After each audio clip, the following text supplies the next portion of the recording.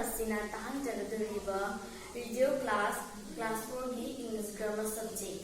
Samagra sisan puthok takak suba.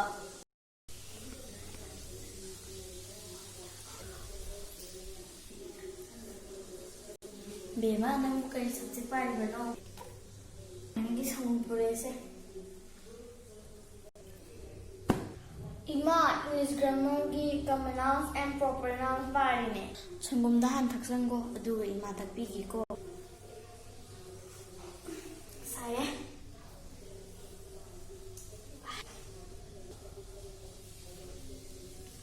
Si ima taki se. Bema nang English grammar की boy ni sutai ne adu thoro.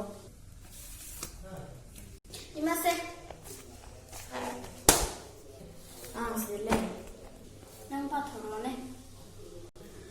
Nouns are words that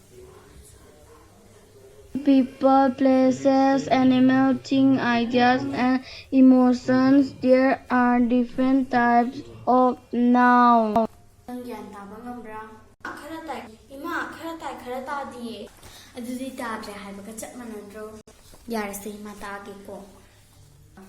Nouns haibdne mami khangnaba pochei sanga amadi pochei na singbsingdo adubu nouns kawi khangaba bab tarba tare ima mathang proper noun amta patholose.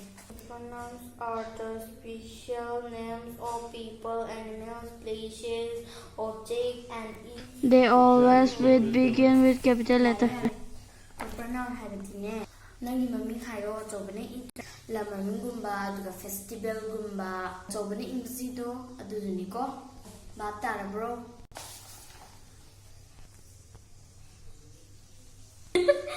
Tata mama li dei ima taye o adubu proper noun singje chobana nga ta hawali ko common nouns ki ang paro.